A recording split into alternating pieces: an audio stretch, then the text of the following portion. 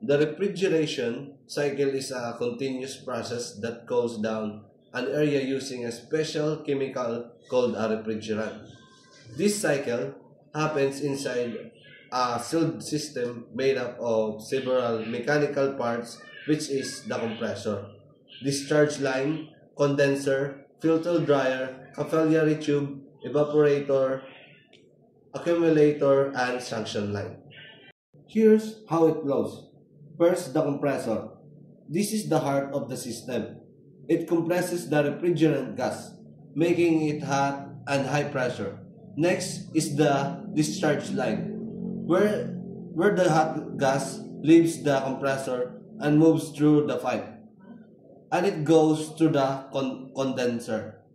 Here, the hot gas releases heat and turns into a high pressure liquid. Next is the filter dryer.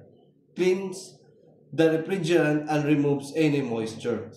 Afterward, it's the capillary tube, which is narrow tube, drops the pressure of the refrigerant so it becomes very cold. Following that is the evaporator, where the cold liquid absorbs heat from inside the refrigerator or any cold space, turning into a vapor. Then the accumulator stores any excess refrigerant that protects the compressor. Soon after the accumulator is the suction line, which warms the vapor that goes back to the compressor to restart the cycle. Next, the temperature, pressure, liquid, and the vapor in the system. As the refrigerant goes through each part, both of the temperature as the pressure change. This also changes its state from liquid to gas, vapor, and back again. In the condenser, it cools down and change from a gas to a liquid. In the evaporator, it absorbs heat and becomes gas again. The pressure is high in the condenser side and low in the evaporator side. This change is make cooling possible. This diagram explains how pressure and temperature change in a refrigerator system. The compressor pulls in the refrigerant at low pressure at low temperature, about 19 psi, 8 degrees Celsius from the evaporator side cold and the low side, and then compresses the refrigerant, rising the temperature to about 250 psi and the temperature to about 66 degrees Celsius. This creates the high side, high pressure, high temperature. The hot gas then moves to the condenser where it cools down and releases heat to the air. The cycle repeats, keeping the inside of the refrigerator cold. In short, the compressor is the key part of the control that pressure and temperature of the refrigerant to help the fridge stay cold. What happens inside the system as the refrigerant travels? Pressure and temperature go down in the condenser because the cooling fins outside air. In the capillary tube, the pressure drops even more, making the refrigerant extremely cold, around 30 degrees Celsius when it reaches the evaporator. It absorbs heat from the food or space, cooling it down. This heat causes the refrigerant to evaporator, turn into a vapor, and it travels back to the compressor to repeat the cycle. Additionally, the evaporator is where the actual cooling happens. It's also why your food stays cold. Overall, the refrigeration cycle works by constantly changing the refrigerant pressure, temperature, and state to absorb and release heat. It goes from gas, liquid, gas while passing through each part. Make sure your refrigerator stay cool and efficient. Good morning everyone. I'm Jillian B. Castillo. My topic for today is all about basic electrical tools in servicing a refrigerator.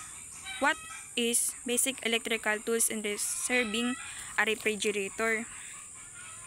Ini siya ang mga mahalagang tools na kailangan or kakailanganin sa pag-ayos at pagpapanatili ng isang refrigerator. Ito ay tumutukoy sa mga kasangkapang ginagamit sa pagsuri at pagkukumpuni ng mga bahaging electrical sa loob ng refrigerator or labasman, tulad ng wires, circuit, at mga bahaging electrical gaya ng compressor, thermostat at defrost heater. At ang set of electrical pliers naman and wrenches needed in working with electrical wires in electrical system of refrigerator. At least an insulated electrical side cutting pliers, long nose pliers, and diagonal cutter pliers are available together with some wrenches to work with bolts and nuts. Mga gamit na kailangan upang mas maayos nating magawa ang trabaho kapag tayo ay nagre-repair ng mga refrigerator or may aayusin tayo. Pwede natin gamitin ang mga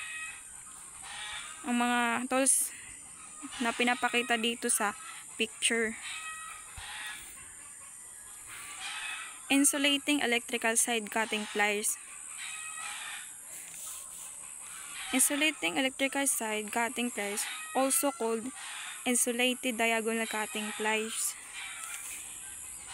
Ini siya ginagamit sa paggupit ng mga wires at maliliit na materyales habang nagbibigay ng insulating na kuryente upang maprotektahan ang mga gumagamit mula sa pagkabigla or electrical shock, or di naman kaya para maiwasan ang mga kuryente na magdudulot sa atin ng kapahamakan.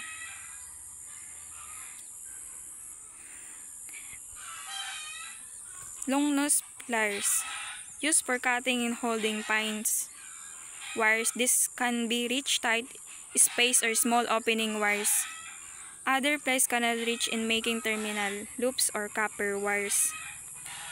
Ang long nose pliers ay pamputol at paghawak sa mga pinong wires, or kaya nitong maabot ang makitid na lugar or masisikip na butas na hindi kayang abutin ng ibang pliers.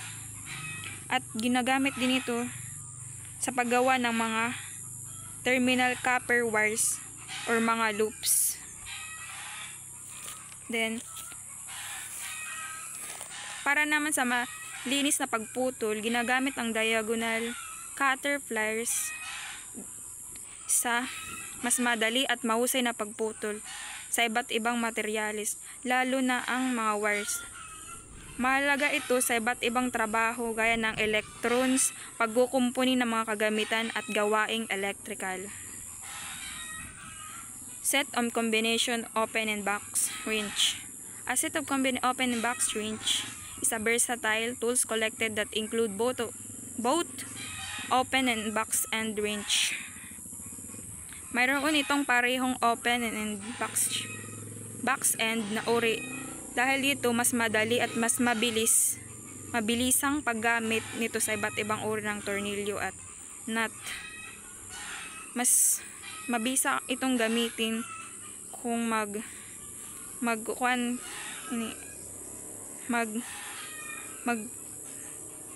magpapaluwag or magpapahigpit tayo ng tornilyo.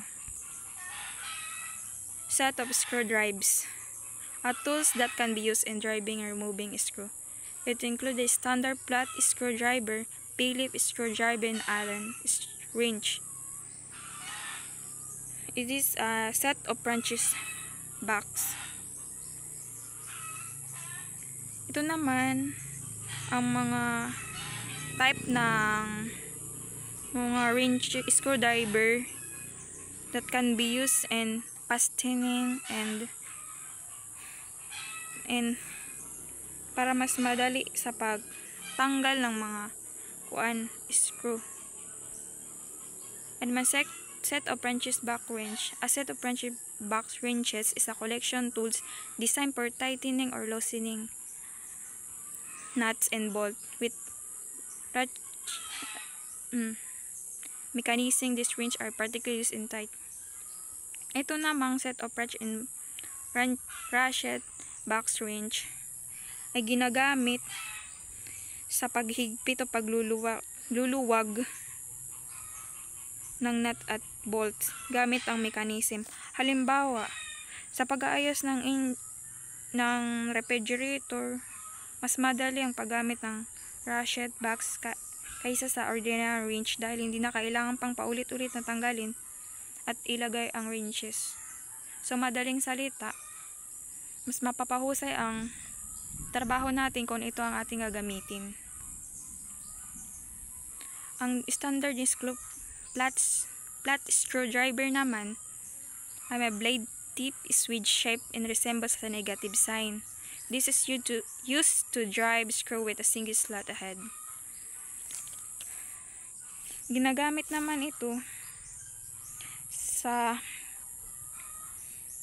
kilala siya bilang flat slotted screwdriver para sa paghigpit din or paglus ng tuwid na ulo.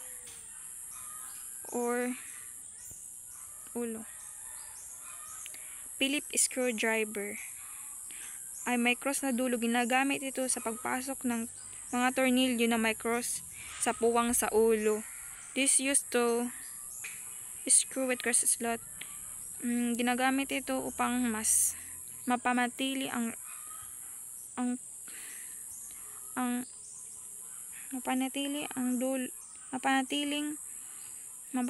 maayos ang ating gawain kung ito ang ating gagamitin. Pero pwede naman sa screwdriver kung